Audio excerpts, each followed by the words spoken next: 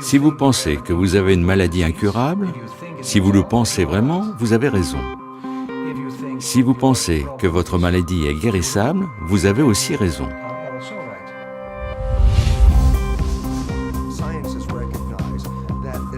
La science a reconnu qu'au moins un tiers de toutes les guérisons, y compris les médicaments, la chirurgie et les autres interventions allopathiques, n'a rien à voir avec la méthode, mais tient de l'effet placebo. L'effet placebo est une autre façon de parler du pouvoir d'auto-guérison du corps. Et tout système qui libérera plus de ce pouvoir sera un meilleur système. La médecine informationnelle, la médecine qui utilise l'information et change l'information perturbée, c'est la médecine du futur.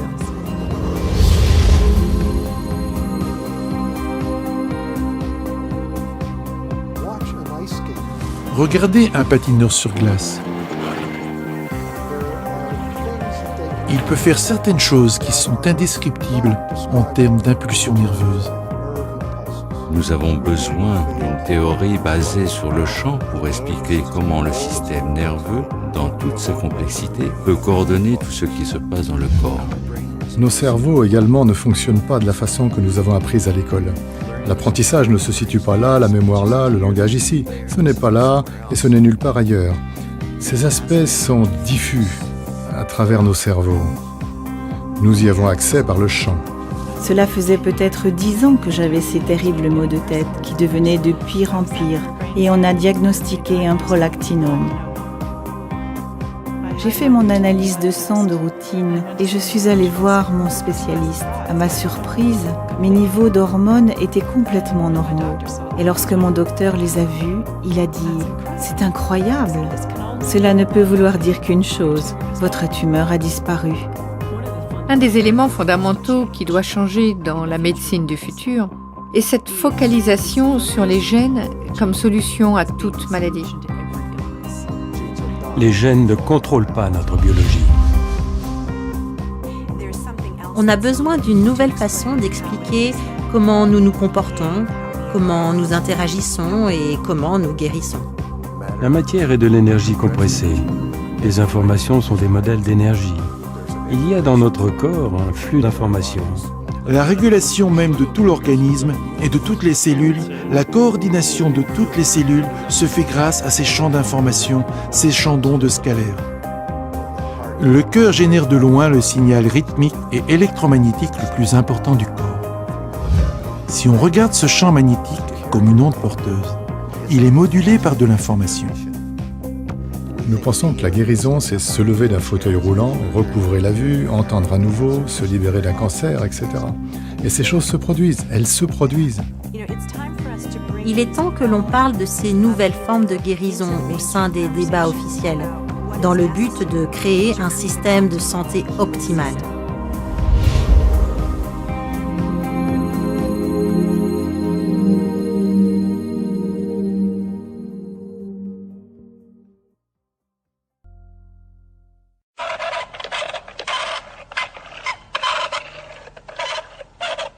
J'aimerais les repousser dans notre sens. Repousser, autant que possible. On va voir si notre robot est influençable. Mentalement. Oui, hop, hop. L'esprit peut-il influencer la matière? C'est pour répondre à cette question qu'un physicien allemand a conçu ce robot, baptisé générateur numérique aléatoire. Le docteur René Péoc connaît bien l'engin. C'est grâce à lui qu'il a obtenu sa thèse de médecine en 1986. Des travaux révolutionnaires que Mario aimerait reproduire.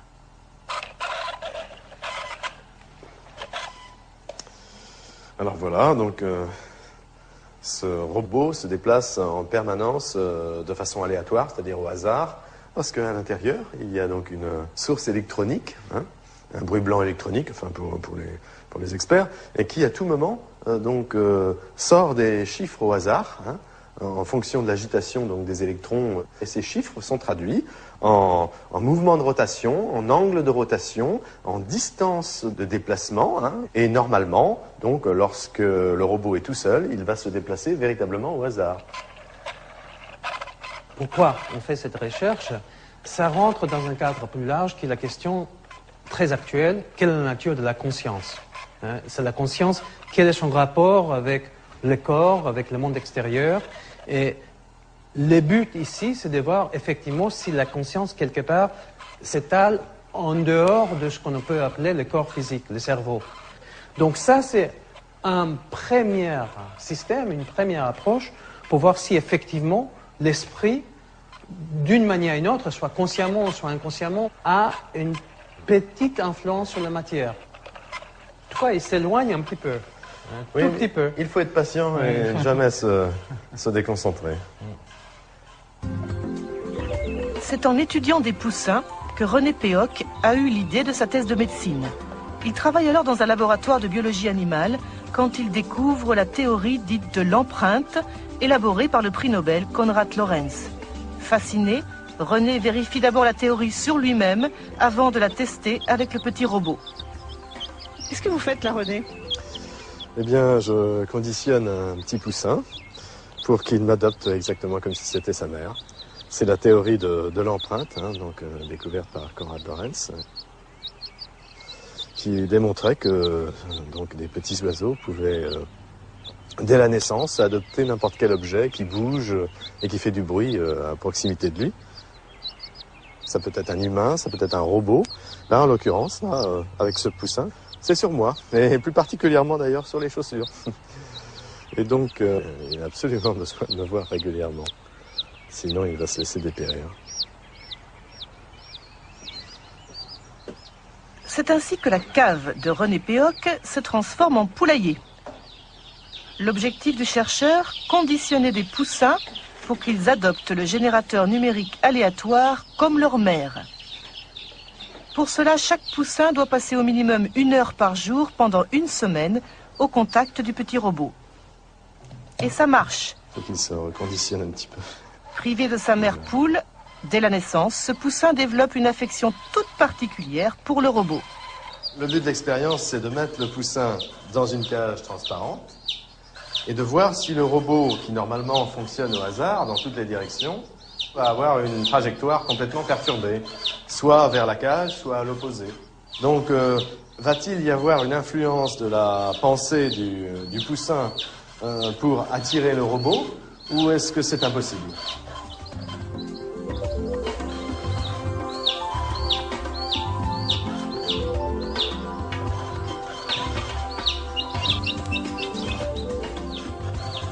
Pour chaque expérience, la trajectoire du robot s'inscrit sur une feuille témoin. Normalement, les tracés sont totalement anarchiques, comme le veut le hasard. Mais là, on dirait que le robot sait où il va. Pendant 20 minutes, il s'approche doucement mais sûrement de la cage, comme s'il répondait aux appels désespérés du poussin. Apparemment, la volonté du petit oiseau a brisé la loi du hasard.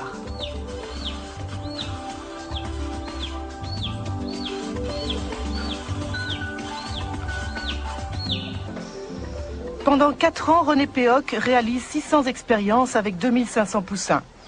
17 ans plus tard, il a conservé les tracés comme autant de pièces à conviction.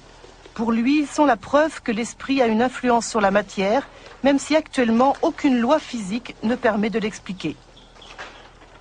On a obtenu de très très nombreux tracés, dont certains tout à fait impressionnants, comme celui-ci, vous voyez, où le robot est parti du centre et aller directement dans le coin où se trouvait la cage du poussin.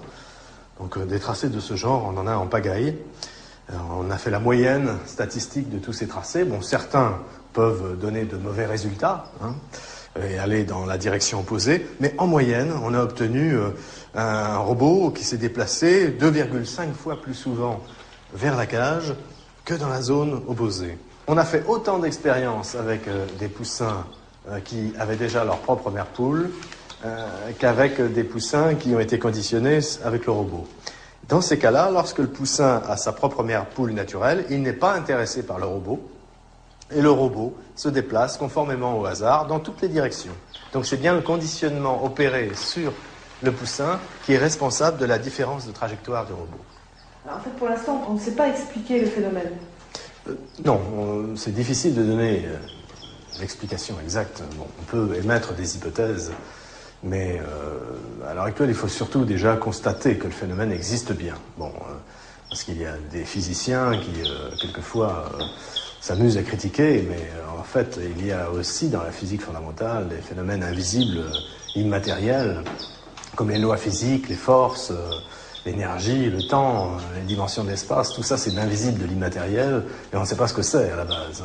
Bien là, la pensée, c'est le même type de phénomène. On ne la constate que par ses effets sur la matière, mais c'est invisible et immatériel. Et on s'aperçoit que l'homme ou l'animal peut interférer, peut biaiser les règles du hasard, de façon à ce que ce hasard lui soit favorable, dans le sens qu'il désire. Est-ce qu'il est difficile en France de choisir un tel thème comme sujet de doctorat ? C'est assez difficile, effectivement, parce que d'abord, on compromet sérieusement sa carrière. Oui. Et il faut dire qu'après, il vaut mieux pas envisager une carrière universitaire, parce que c'est un peu l'obscurantisme en France. Nous sommes un des seuls pays fortement industrialisés où il n'y a aucun laboratoire de psychophysique. Moi, j'appelle ça de la psychophysique, les autres parlent de parapsychologie. Mais bien que ces phénomènes soient indiscutables, c'est encore un sujet tabou. Je vais vous montrer très rapidement quelques-unes des premières recherches scientifiques. Ceci est la première étude. Je ne vais pas entrer dans les détails, à part dire qu'elle a été réalisée au Moyen-Orient, au plus intense de la guerre du Liban, au début des années 80. Et il a été suggéré, sur la base de plusieurs études à plus petite échelle, que si suffisamment de gens faisaient ensemble l'expérience et stimulaient ce champ fondamental de paix intérieure, qu'il y aurait une influence de paix qui rayonnerait et influencerait le comportement des gens dans la société. Les gens se réveilleraient le matin et décideraient « Bon, je ne vais tuer personne aujourd'hui. » Quelle pensée innovatrice! Qu'avec une compréhension un peu élargie, une vision moins étroite, moins centrée sur soi et stressée, que ces actes désespérés de terrorisme n'auraient tout simplement pas de terre fertile pour pousser. Ce tableau montre en ligne pointillée qui monte et descend la montée et la baisse quotidienne du nombre de personnes qui méditent en groupe à Jérusalem. En moyenne, 1000 personnes, parfois plus, parfois moins. Et la ligne continue représente le progrès vers la paix dans la guerre du Liban voisin. Et même avant les résultats d'une analyse statistique, vous pouvez presque voir dans les données brutes que le progrès vers la paix, mesuré par la baisse du nombre de morts, de blessés de guerre, de bombes, le progrès vers la paix monte et descend presque en parallèle avec le nombre de personnes qui méditent en groupe et irradie cette influence de paix intérieure qui devient une paix extérieure. Quand ces données ont été soumises à analyse mathématique, la probabilité que ceci soit dû au hasard est inférieure à 1 pour 10 000. Être capable d'avancer avec une telle certitude que la méditation en groupe a évité la guerre est une découverte vraiment remarquable. Quand ceci a été publié dans le journal de l'université de Yale, Conflict Resolution, ça a produit une véritable tempête. Tout d'abord, il a fallu 2 ans pour publier l'article, parce que les éditeurs l'ont révisé et révisé avant de conclure que l'article est inattaquable. Cette étude a été conduite avec une rigueur scientifique bien supérieure aux normes requises pour être publiée dans n'importe quel journal. Donc, ils devaient le publier, mais ils l'ont accompagné d'une lettre. Et la lettre dans le journal disait « Les résultats de cette étude sont si inattendus qu'un millier de personnes puissent influencer le comportement d'1 million qu'ils ont insisté pour que d'autres scientifiques refassent cette étude. » Et c'est exactement ce qui s'est passé au cours des 2 ans et 3 mois suivants. 7 autres collaborations scientifiques ont refait cette étude. Ils ont formé et réuni des groupes de méditation pratiquant la méditation transcendantale. Et pour chacune de ces recherches, durant ces 2 ans et 3 mois, il y a eu une réduction significative de la violence et de la guerre. 80% de réduction du nombre de morts et de blessures de guerre. Comparé à tous les autres jours, durant ces 2 ans et 3 mois, où il n'y avait pas de groupe de méditation, durant lesquels la situation s'est légèrement détériorée, comme le montre ce tableau, en comparaison aux 7 barres hautement positives qui montrent un progrès vers la paix très significatif au niveau statistique pour chaque étude. Si vous rassemblez tout cela, la probabilité que cette réduction de la guerre soit due, encore une fois, au hasard et non au groupe de méditation est inférieur à 1 pour 10 millions de millions de millions. Il y a beaucoup plus d'évidence que la méditation de groupe puisse arrêter la guerre comme un interrupteur qu'il y a de preuves, par exemple, que l'aspirine diminue le mal de tête. C'est un fait scientifique. Cette exposition dans le métro nous vient du Japon. Elle est signée Masaru Emoto. Monsieur Emoto commença à s'intéresser énormément à la structure moléculaire de l'eau et à ce qui peut la perturber. L'eau est le plus réceptif des 4 éléments. Monsieur Emoto pensa que cela pouvait avoir une relation avec des événements non physiques, et c'est pourquoi il mit en place des séries d'études et utilisa des simulacres mentaux et les photographia avec un microscope. Pour un échantillon d'eau, nous avons mis 0,5 cm3 d'eau dans 50 plaques de pétri. Ensuite, nous avons pris ces 50 plaques de pétri et nous les avons congelées à moins 25 degrés pendant 3 heures. Then we take those 50 petri dishes and freeze them in a freezer at minus 25 degrees Celsius for about 3 hours. Nous avons pris ces échantillons congelés, nous les avons mis dans un réfrigérateur à une température de moins 5 degrés, dans lequel il y avait un microscope avec un appareil photo, et nous avons photographié chacune des gouttes d'eau. D'abord, nous avons pris en photo l'eau, dans laquelle nous n'avions pas introduit d'informations. Après, nous avons pris l'eau avec l'information, et nous avons réalisé le processus que je viens de vous décrire. Nous avons pris les premières photos et les deuxièmes et nous avons comparé les différences. Lorsque nous avions projeté la sensation d'amour et merci dans l'eau, les cristaux étaient magnifiques. Dans des moments comme celui-là, je pense que l'eau est en paix. La première est une photographie de l'eau du barrage de Fujiwara. Et cette photo est de la même eau après qu'un moine bouddhiste zen les bénite. Dans la série suivante de photos, M. Emoto imprima des mots, il les colla avec du ruban adhésif sur des bouteilles d'eau distillée et les laissa ainsi une nuit. Je continue ? Cette première photo est de l'eau distillée pure, ce n'est que l'essence. Les photos suivantes, comme vous pouvez le voir, sont différentes. Ceci est le chi, la force vitale de l'amour. Et ici nous avons merci. Vous voyez ici, là, où il l'a collé sur la bouteille. Si vous parlez japonais, vous vous êtes déjà rendu compte. Monsieur Emoto considère que la pensée ou l'intention sont l'âme mater de tout ça. On méconnaît la science de comment la pensée agit en réalité sur les molécules. Les seuls à la connaître sont les molécules de l'eau, bien sûr. Et c'est fascinant si l'on tient compte que 90% de notre corps est d'eau.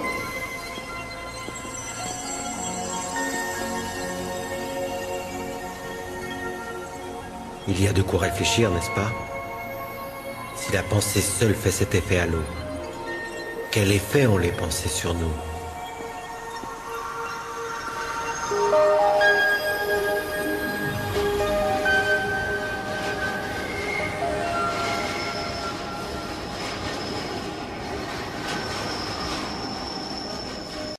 Peut-être, Joël Dornet, ce serait l'occasion de poursuivre sur l'épigénétique, parce que vous l'avez abordé très rapidement en préambule de cette conférence, et pourtant c'est un sujet intéressant.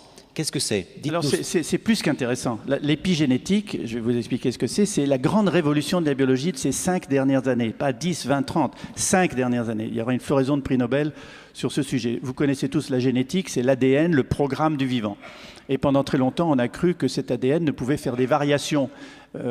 C'est vrai d'ailleurs, c'est une réalité, par des mutations qui mettent très longtemps à se traduire par des espèces qui vont s'adapter et donc sélectionnées par la sélection darwinienne. Or, le programme de la vie ne code que pour 15% des machines-outils qui font fonctionner la cellule vivante, c'est-à-dire les enzymes et les protéines. 15%. Donc on s'est dit, mais qu'est-ce que c'est que le reste, les 85%? Et comme on ne savait pas, on a appelé ça junk DNA, ADN poubelle. C'est facile, C'est des trucs qui sont accumulés au cours du temps. Maintenant, on sait que ces 85% permettent la fabrication de petites molécules d'ARN, qui sont en monobrin, beaucoup plus courtes que le grand ADN, 10, 15 bases du code génétique jusqu'à 150, et en permanence, elles circulent dans le corps et régulent le fonctionnement des gènes. Donc l'épigénétique, c'est la modulation de l'expression des gènes. En fonction de quoi? En fonction du comportement. Votre comportement quotidien. Ce que vous mangez, si vous faites de l'exercice ou pas, si vous avez managé ou non votre stress, si vous avez du plaisir dans ce que vous faites, et si vous avez un réseau social et familial qui marche bien. Ces 5 éléments, combinés entre eux, vont conduire à la production dans votre corps de petites molécules qui vont s'accrocher à des enzymes, lesquelles vont rentrer ou être reconnues dans le noyau. Dans le noyau où il y a l'ADN. Cet ADN est protégé par une gaine, comme un fil électrique est protégé par du plastique. Cette gaine s'appelle des histones, sont des protéines. Or, l'ouverture de ces histones permet de polymériser l'ADN en ARN messager, qui va permettre de fabriquer les protéines et les enzymes, ou non. C'est comme un livre de cuisine. Vous avez un livre de cuisine où les pages de chapitres sont collées. Si le chapitre du soufflé au fromage est collé, vous ne pouvez pas faire de soufflé au fromage. Par contre, si le chapitre du poulet casserole est décollé, vous faites du poulet casserole. Mais si on recolle le chapitre du poulet casserole et qu'on ouvre le soufflé au fromage, vous ferez du soufflé au fromage. L'ADN, c'est comme ça. Il y a des gènes qui s'expriment, des gènes qui sont silencieux, des gènes qui sont inhibés. Et ça dépend de notre comportement. Donc, je finis là-dessus. Réalisez ce que ça représente pour la médecine préventive. Réalisez ce que ça représente pour vous. Vous pouvez être en partie responsable de votre santé. Oui, vous pouvez faire quelque chose pour vous. Essayez d'être en meilleure santé, c'est possible. Essayez de vieillir moins vite. Et c'est un intérêt non seulement pour vous, et c'est un intérêt social. Et je termine sur un exemple précis de l'épigénétique. Ce sont les abeilles. Toutes les larves d'abeilles naissent avec le même patrimoine génétique, exactement le même. Mais si vous donnez de la gelée royale à manger à certaines larves et pas à d'autres, elles deviennent des reines. Vous avez la différence entre une larve d'abeille et une reine, ou une abeille ouvrière et une reine. Elle est plus grosse, elle pond des œufs et elle vit plus longtemps. Donc rien que l'alimentation de la gelée royale a méthylé ou acétylé, je ne veux pas rentrer dans les détails chimiques, ces fameuses histones pour permettre aux gènes de s'exprimer ou non. C'est une grande révolution et ça va définir la médecine préventive de demain par rapport à la médecine thérapeutique et au poids de Big Pharma et des médicaments dont on n'est jamais trop sûr que leur interdépendance va causer plus de maladies que celles qu'ils essayent de guérir. Voir ce qui est en train de se produire en ce moment avec des médicaments qui sont retirés du marché régulièrement. Merci. The new biology reveals that our mind is controlling our genetics and our behavior. And when I talk about the mind, I talk about there are two parts to the mind. There's the conscious mind and the subconscious mind. The conscious mind is the latest part of evolution, is right behind our forehead right here. It's the part of the mind that we have our spirit, our personal identity with. The conscious mind is very creative. It's the one we can have positive thoughts and think about what we want in the future. The subconscious mind is more like a recording device. It records behavior, and then when you push the button, we play the behavior. So it's not creative, it's a habit mind. Well, for the longest time, we thought that our conscious mind, our creative mind, is controlling our life. And that's the mind with positive thinking and the wishes and desires. The conscious mind has what do you want from your life in it. I say, what do you want out of your life? What do you want? You say, I want happiness and health and success. And I say, oh, those ideas come from the conscious mind. And the subconscious mind is not creative, it just plays habits. Well, here's the problem. The conscious mind can think about the future. The conscious mind can think about the past. We can solve a problem in our head by not paying attention to here and just going up in our head. So the point, the conscious mind is always moving from thought to thought to thought, moving around. So I say, well then, if the conscious mind's not paying attention, then who is running the life day to day, all the things we do, driving the car, doing the job? If our mind is moving, it turns out our subconscious mind. So now we know that we are only creating our life 5% of the time with our wishes and our desires. 95% of our life comes from the habits. And I go, whoa, well then we have a problem because the fundamental habits, the first habits that we learned them from our parents, from our family, and our community. And this is the beliefs that went first into our subconscious mind. So I say, when you are being conscious, using your conscious creative mind, you're doing what you want. But the moment the conscious mind moves and thinks about something, then by default, we go to the subconscious. Like, oh, but The main programs in the subconscious are other people's programs. We got them from our parents or from our family. And so now we find out 95% of our life is from the subconscious programs. And this is where a lot of issues come from for a simple reason. I wish to be successful and healthy, and then I turn out to be a failure, or I turn out to have a disease, and I say, how come? And it turns out, because we're only working 5% with my wishes, 95% of the story from my family. So if my parents' behaviors created cancer, and they gave me the behaviors, then when I grow up, I will get the cancer as well. Not because I consciously want a cancer, but because my habits from my parents are playing 95% of the time.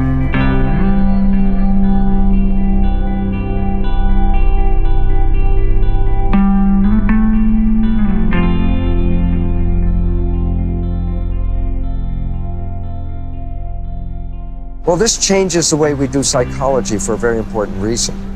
Because now we see the two minds as separate minds. Conscious is not subconscious. That conscious learns in a different way. Subconscious is more habit. Conscious is more creative.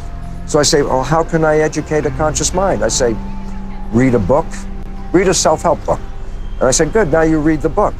And I can give you a test at the end of the book. And I say, look, you got 100. You know everything in the book. I say, yes, your conscious mind has understood the book. And then I say, has your life changed? You go, it's the same life. How come? And I say, because you educated the conscious mind with reading, but you didn't change the subconscious mind. So you become more aware in your consciousness, and yet you still have the same habits in your subconscious. Psychology is like that as well. I can go back and find out, my mother did this, my father did this, my friends did this in my life, and that caused me to be crazy. And I say, oh, now I know all that. And I say, where is that knowledge? I say, oh, the conscious mind knows that. I say, now that the conscious mind is aware of why you are crazy, does your life change? And I say, no, because the conscious mind learns that way, the subconscious mind learns in a different way.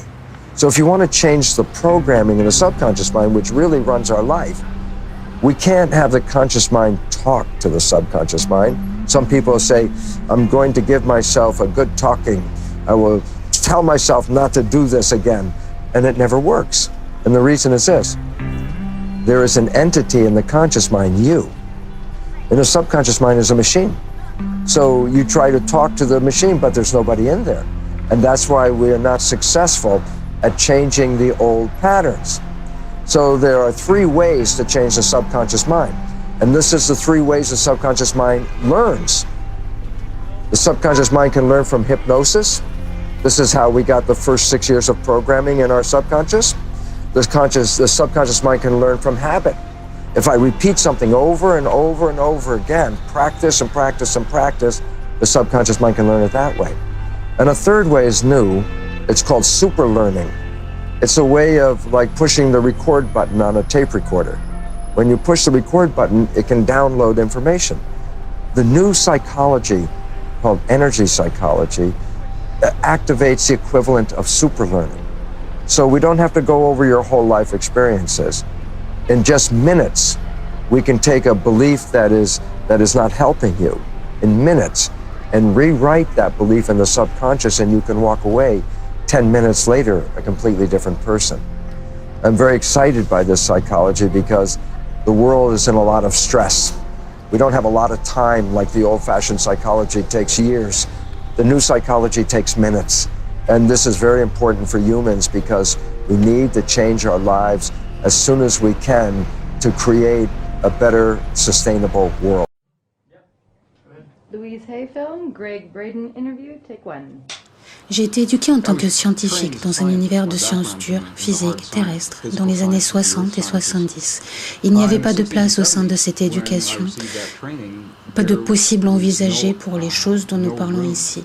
Le genre de choses qui suggèrent que notre monde intérieur, nos pensées, nos émotions, nos croyances peuvent influer d'une manière ou d'une autre sur le monde qui nous entoure. Et c'est à travers l'expérience directe que j'ai commencé à comprendre que c'est là un grand secret que tout le monde connaît, sauf nous, les Occidentaux.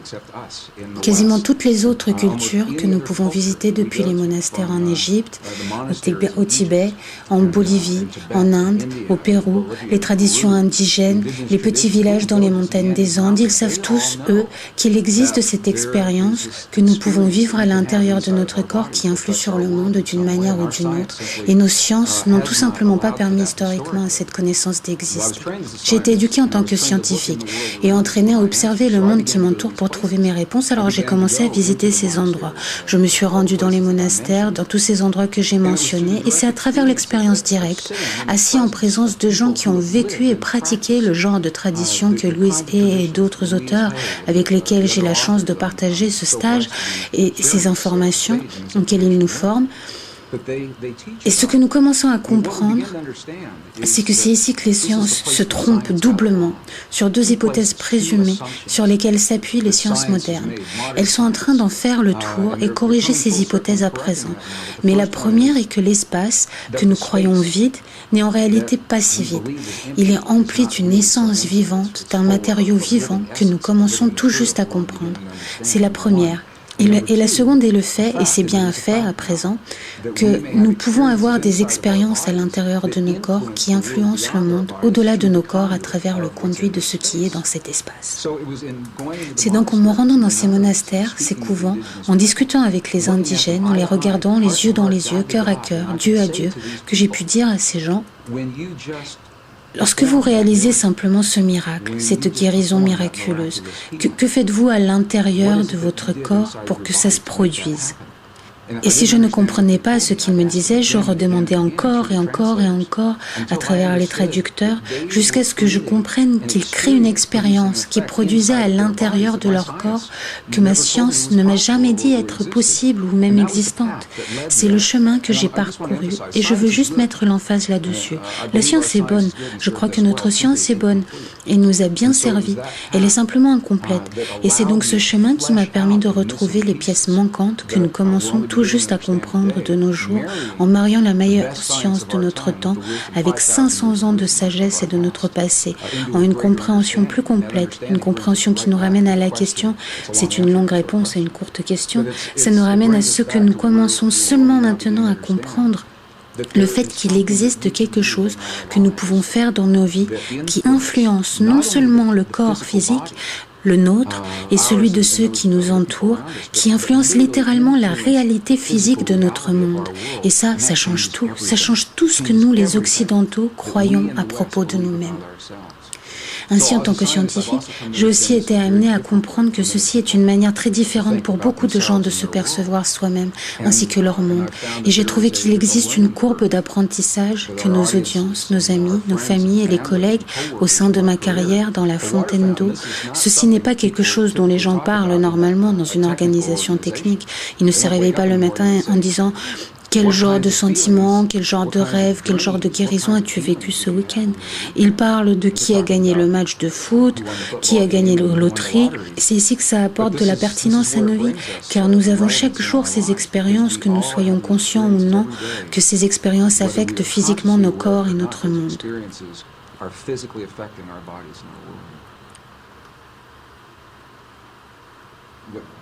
La science occidentale commence à présent à comprendre, ces dernières années seulement, du XXe et les premières du XXIe siècle, c'est à présent un fait scientifique. L'espace entre les choses est tout sauf vide.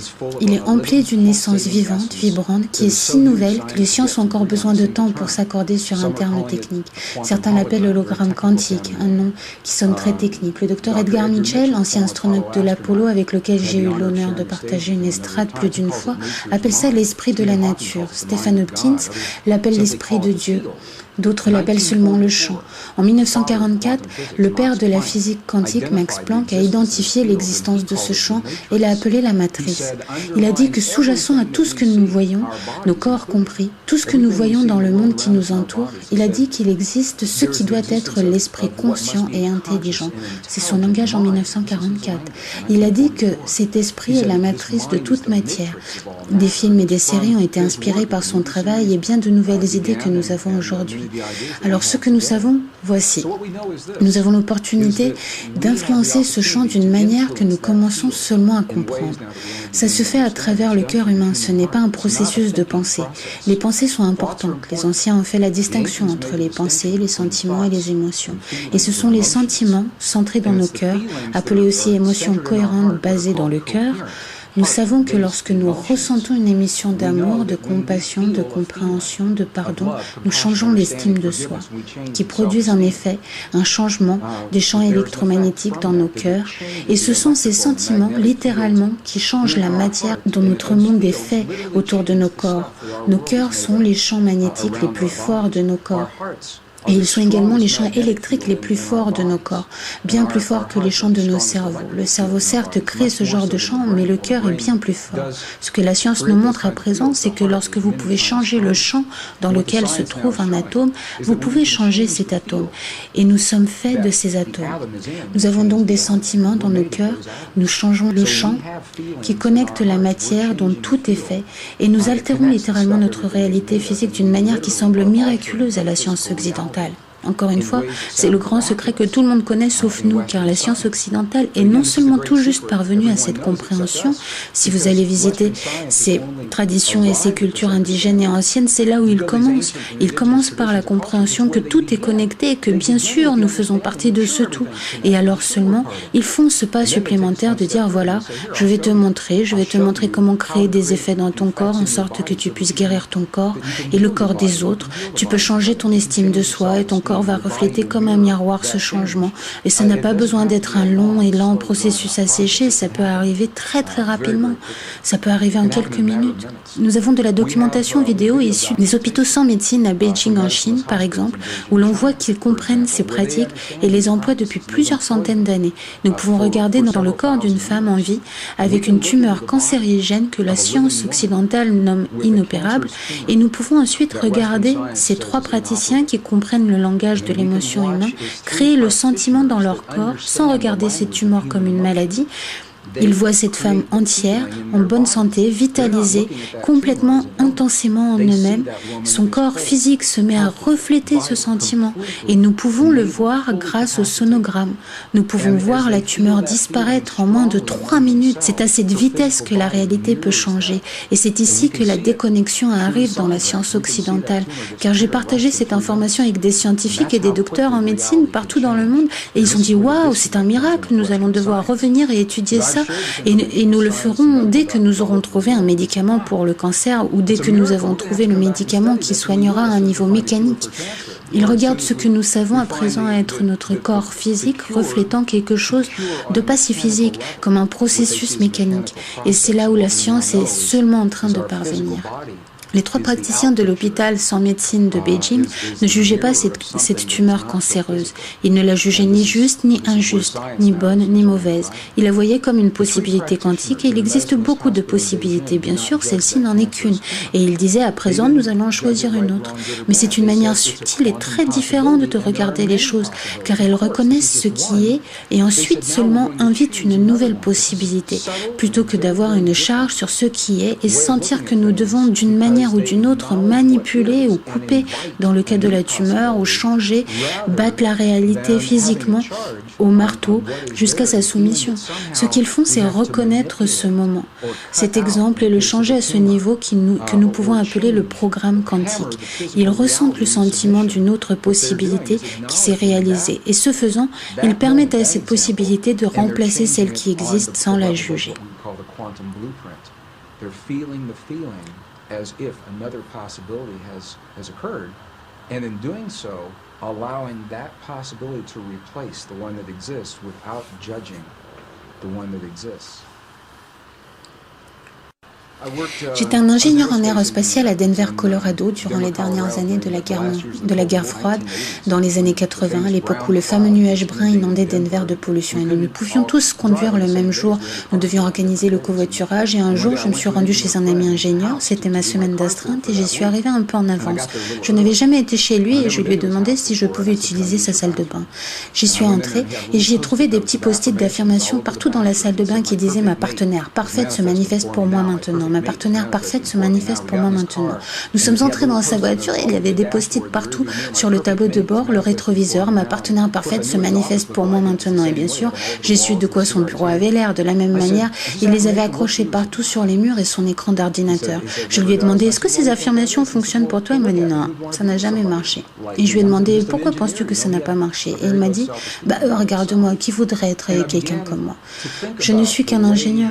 Vous voyez, il avait une très faible estime de soi et j'ai commencé à penser à la manière dont il appliquait les affirmations et la manière dont d'autres personnes les appliquaient avec beaucoup de succès. Et la différence que j'ai trouvée, c'était que pour lui, il s'agissait d'un processus de pensée qui n'a jamais dépassé ce qui se passait dans son esprit et dans l'image qu'il se faisait de lui-même, sa propre estime.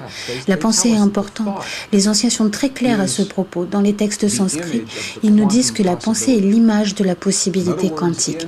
En d'autres mots, dans le domaine des possibilités, tout existe déjà.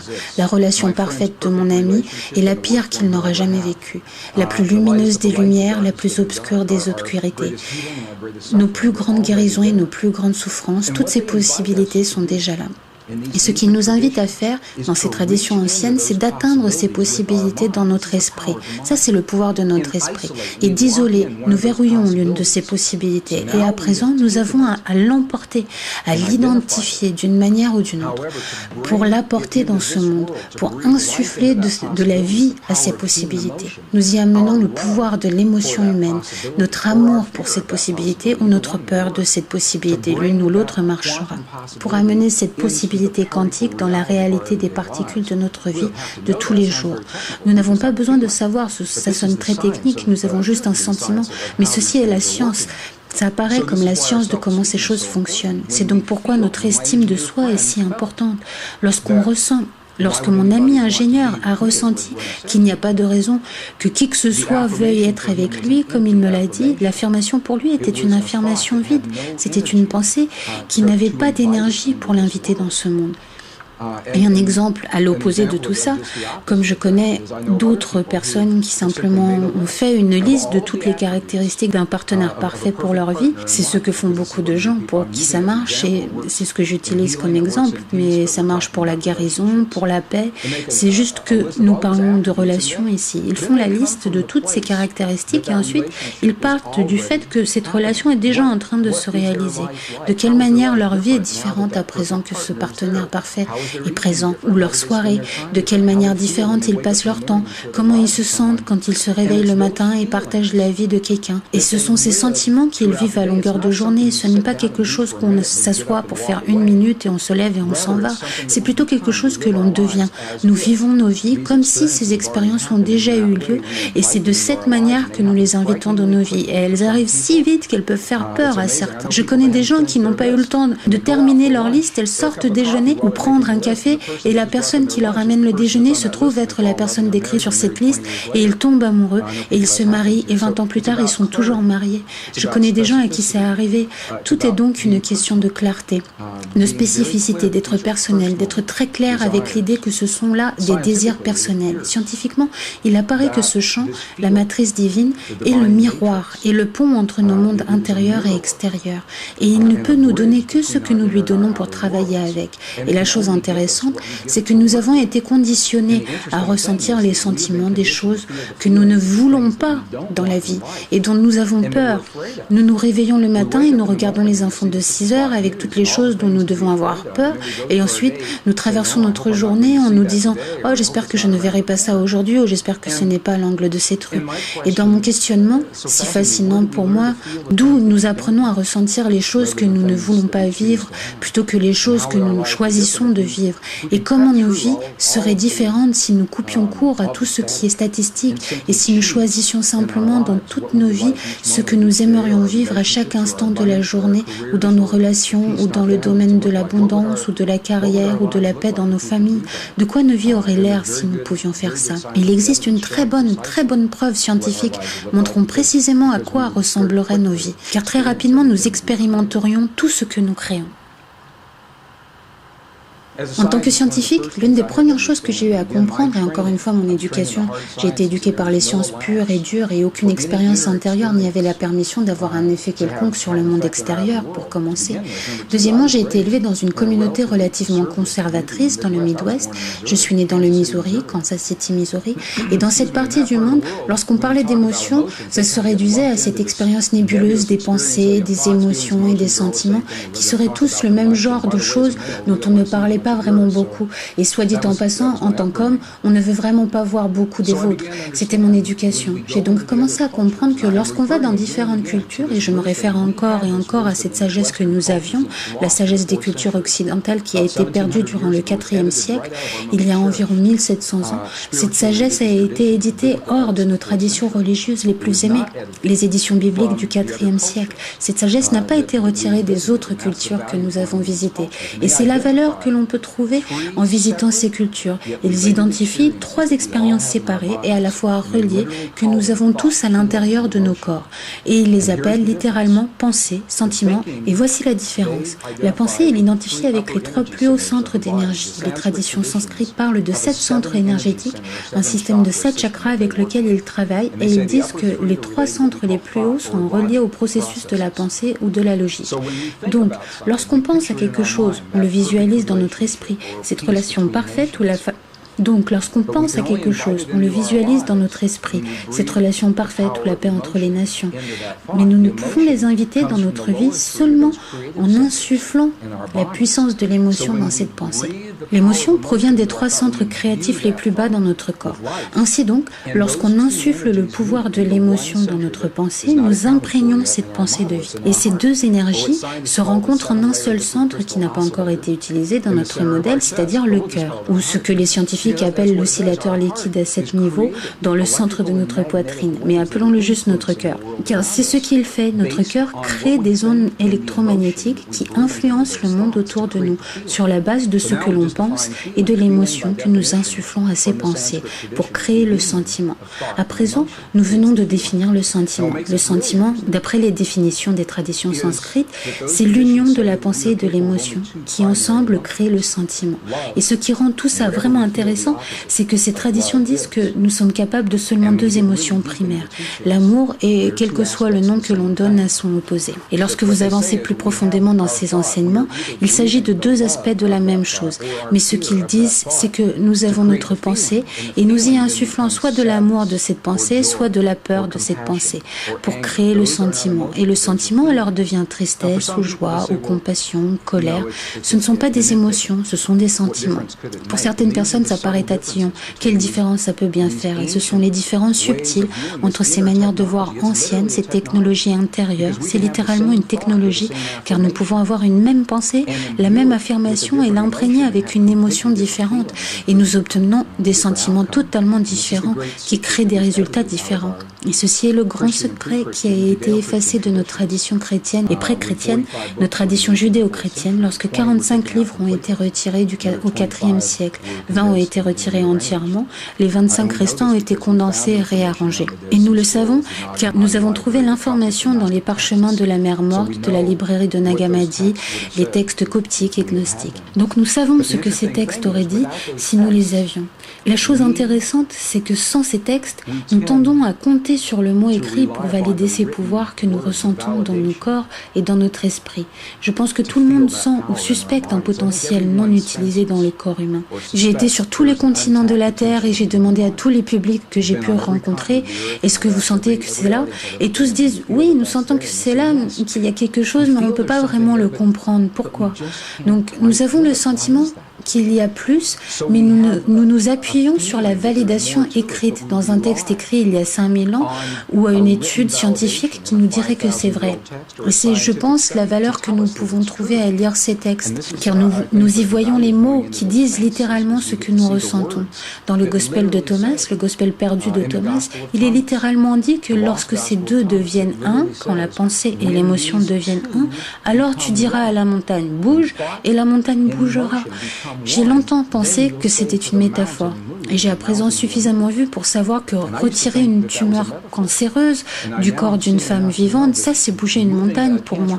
Et c'est faisable et déjà fait en mariant la pensée et l'émotion ensemble.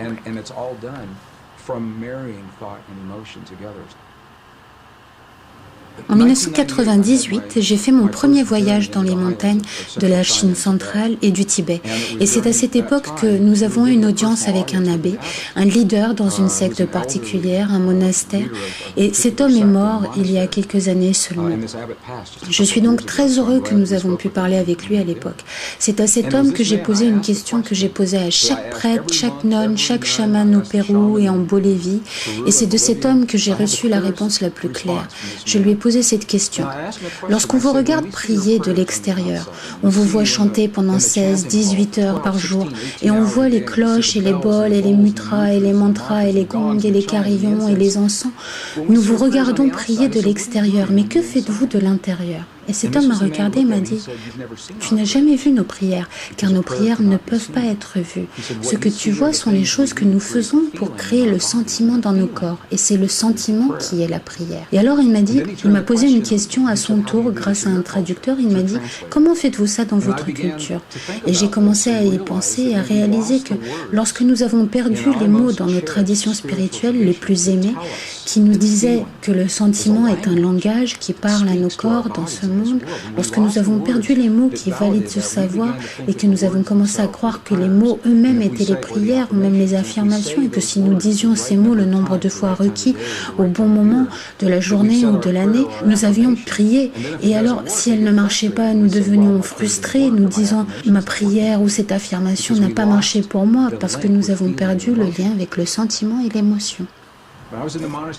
Lorsque j'étais dans les monastères du Tibet et que cet abbé était mort, un nouvel abbé a pris sa place. Il était déjà dans sa 80aine et il était le nouvel abbé, tout jeune. Je lui ai posé une question. C'était en 2005, nous revenions tout juste et je lui ai demandé « Quelle est la force dans votre tradition, dans votre système de croyance? Quelle est la force qui connecte l'univers, qui maintient le tout ?» Avec l'aide d'un traducteur, il m'a répondu d'un seul mot. Et j'ai cru que j'avais mal entendu. Je lui ai demandé de répéter. Et il a répété. La compassion. Et je lui ai dit, attendez. La compassion est-elle la force qui maintient le tout ou le sentiment que nous expérimentons dans nos corps? Et il m'a dit oui. Et ça a été très puissant pour moi de comprendre ça, car ça dit que nous avons la capacité de sentir dans nos corps cette chose qui maintient cet univers et que nous ne sommes vraiment pas si différents de ces particules quantiques dans les étoiles au-dessus de nous ou dans la tumeur qui est en face de nous et la souffrance de nos aimés ou la paix entre les nations. Tout fait partie d'un même tout. Le challenge est d'en faire plus qu'un exercice intellectuel. Comment sait-on que nous sommes partis du tout? L'une des manières qui m'a aidé à aboutir à cette réalisation a été l'expérience réalisée en 1997 à Genève, en Suisse. Ça a fait la une des journaux. 3500 journalistes scientifiques ont assisté à cette expérience. Ils en ont fait des documents et ça n'a pas fait la une de Time Magazine ou de USA Today, même si je pense que ça aurait dû.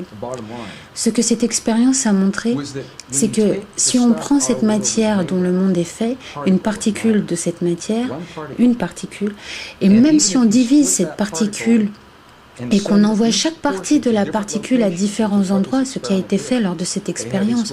Ils ont séparé une particule en deux et ont envoyé un bout 7 miles dans une direction et l'autre 7 miles dans la direction opposée. Il y avait 14 miles de distance et même si elles étaient séparées physiquement, elles étaient toujours connectées énergétiquement, en sorte que lorsque l'une des particules était perturbée, l'autre vivait la même expérience et parfois l'autre particule agissait comme si elle avait vécu l'expérience avant que la première ne soit perturbée par les scientifiques. Et c'est ahurissant. Comment cela peut être? Mais ce que cette expérience nous dit, c'est qu'une fois que la matière est physiquement jointe, même lorsqu'elle se sépare, l'énergie est toujours là pour les maintenir connectés. Voilà pourquoi c'est important pour moi. Parce que si on recule suffisamment dans le temps, toutes les particules de matière de tout cet univers qui est en expansion étaient toutes reliées ensemble dans une seule particule de la taille d'un pois vert. C'est ce que nous disent les scientifiques aujourd'hui et ce que les modèles sur ordinateur suggèrent. l'univers. Si on pouvait aller dans l'univers aujourd'hui et prendre toutes les particules de la matière en retirant tout l'espace entre les deux et les compresser, les ramener les unes contre les autres dans un espace de la taille d'un pois vert, ça veut dire que vous et moi et tous ceux qui écoutent, nous avons tous été partie de cette même particule qui crée cet univers entier aujourd'hui. Et même si ces particules sont maintenant séparées et en expansion, et les études montrent qu'elles le sont, énergétiquement, nous sommes encore tous reliés. Lorsque nous avons perdu l'information qui nous disait que nous sommes tous partis de tout ce que nous pouvons voir, nous nous sommes retrouvés sur un chemin très technologique, dépourvu de la sagesse qui nous incluait dans l'équation. Nous pensions donc qu'il y avait le monde extérieur et que nous étions séparés de ce monde. Et à présent, ce qui se passe, c'est que notre technologie a été si loin que notre propre existence est menacée par les technologies que nous avons développées, que ce soit les guerres ou les virus ou les changements climatiques. Je crois que la boucle est à présent bouclée. Pour survivre à notre époque, dans l'histoire, nous devons nous réinscrire dans l'équation. Nos prières, nos affirmations, nos croyances, notre langage, et lorsqu'elles sont prononcées par le langage du cœur, elles ont un impact direct et puissant sur nos corps ainsi que sur le monde qui nous entoure. Et ça nous invite à être très très conscients de ce que nous avons vraiment dans le cœur, la vérité sur le monde que nous y maintenons.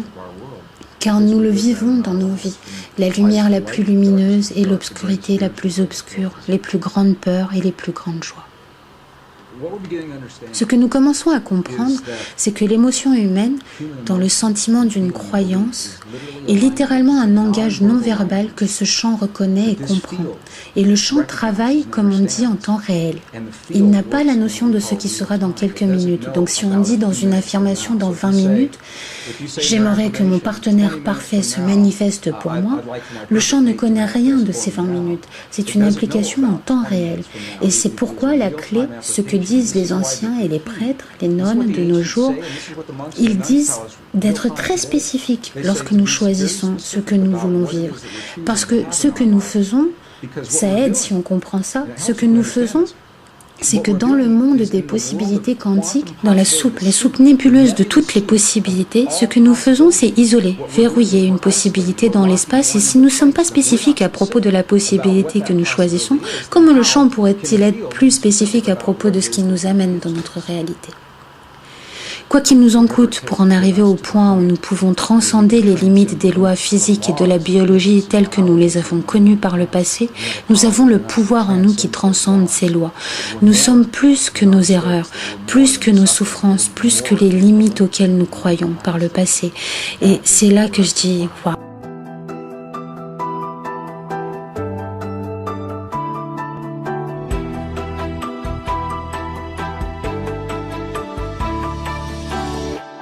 Most people know what it feels like to be in a state of harmony and flow, where our hearts and minds are working together, and there's a genuine connection with others involved.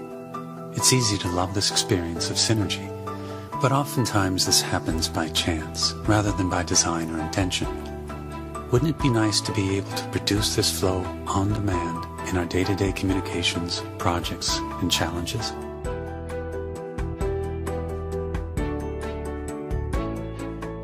Research shows that when we shift into a coherent state, the heart and brain operate synergistically, like two systems that mesh into one. We can learn how to activate and sustain the synergy between the heart and brain and prevent stress-producing patterns, along with increasing our mental clarity and discernment capacity. When we do this, our creative solutions for personal, social, and global challenges become more accessible, providing us with more intuitive access and flow. Over the past 20 years, the Institute of Heart Math has produced coherence-building techniques that are intentionally simple and based on scientific research. Our mission theme is to simplify a process for intuitive connection to the soul's wisdom and guidance for unfolding who we truly are.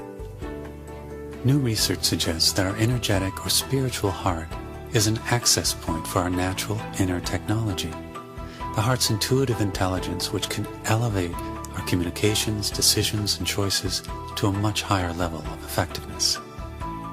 One interesting finding from our research is that when people hold genuine core heart feelings such as appreciation or compassion, it naturally increases their heart coherence. We use the term energetics to refer to the systems that we can't see or touch. For example, our thoughts, emotions, and intuitions. The mind and heart feelings are energetic sources that underlie our thoughts and emotions. They're primary drivers of our biological systems and have a powerful influence on our behaviors, choices, and results. The intuitive energetic heart is what people have associated with their inner voice throughout history. From our perspective, the energetic heart communicates a steady stream of intuitive information to the mind and brain, which in most cases we only use a small percentage of, because our ego choices overrides the intuitive suggestion. Access to our heart's intuition varies among people, yet we all have it. As we learn to slow down our mind and attune to our deeper heart feelings, our natural intuitive connection can occur. Intuition is like energetic gold.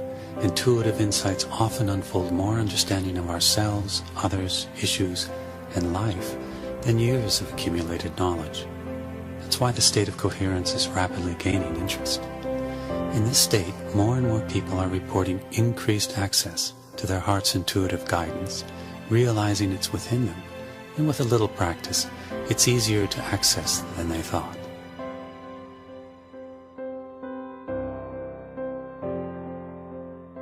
Research conducted in our laboratories has confirmed that when an individual is in heart coherence, the heart radiates a more coherent electromagnetic energy field that can benefit people, animals, and the environment. A growing body of scientific evidence suggests that when there is coherent group cooperation, it results in increased flow, effectiveness, and the potential for higher outcomes. It seems as though the group participants are not only in sync, but are communicating on an unseen energetic level. Our personal coherence can benefit our families, co-workers, friends, pets, and more, simply by our presence. From our research, we know that heart coherence is not an idle state. It reaches out, it influences and supports others in many beneficial ways.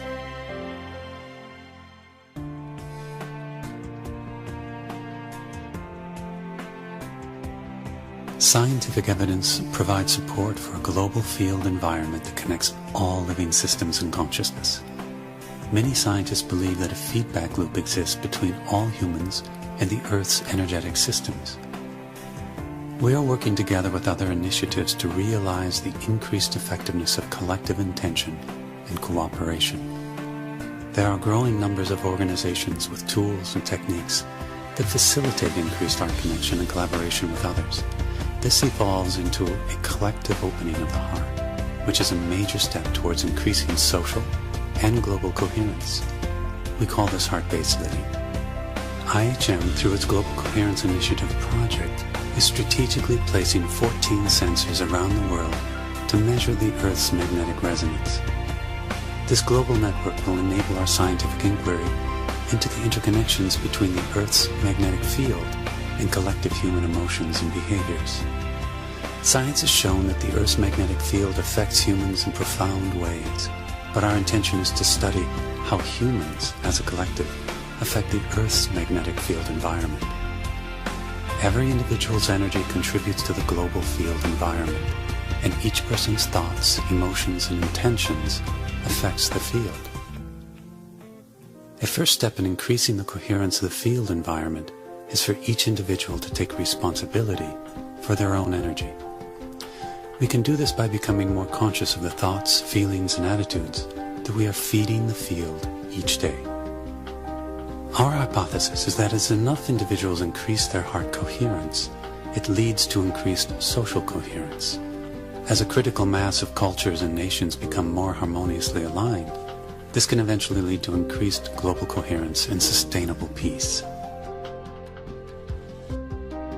Doc Childre, the founder of HeartMath, puts it this way: as more of humanity practices heart-based living, it will qualify the rite of passage into the next level of consciousness. Using our heart's intuitive guidance will become common sense, based on practical intelligence.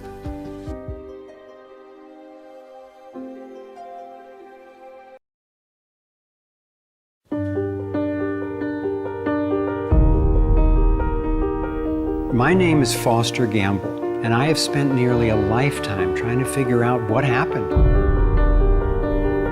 that could account for the staggering agony and deprivation on this planet. I set out on a journey seeking to answer questions like, is it even possible for humans to thrive? I found a code, a pattern in nature that's been embedded in arts and icons throughout the centuries. Yes, there have been crashed craft and bodies recovered. But who do you tell that you were involved in a UFO incident without them looking at you like you ain't wrapped too tight? It's not etched into the rock, it's not carved, it's burned into the atomic structure in some extraordinary way. I believe that they're giving us a model for accessing energy in a clean, safe, limitless way that could completely revolutionize the way all people live. Right here in this toroid, we have enough energy to transform the entire Earth. And that's not just a theoretical statement, it's literally true. The energy is extracted from the fabric of the space around us, which means it cannot be metered. That is a direct threat to the single largest industry in the world, energy. The suppression of UFO phenomena is hand in hand with the suppression of so-called free energy. An elite group of people and the corporations they run have gained control over not just our energy, food supply, education, and healthcare, but over virtually every aspect of our lives. The way the system of medicine is set up, medical education is funded by pharmaceutical companies. We have a privately owned central bank system disguised as a government-owned system. There is no other agency of government which can overrule actions that we take.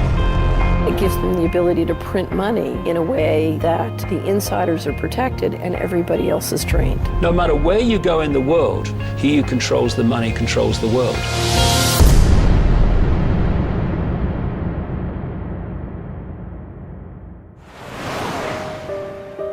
The time has come to say enough. There is another way. If you want alternative energy, you don't ask an oil economy to produce it for you. We have to produce it. The power of the internet enables us to share the depth of this research. There is an extraordinary, fierce group of people who are taking this on. We can make a real difference right now. The simple power of truth.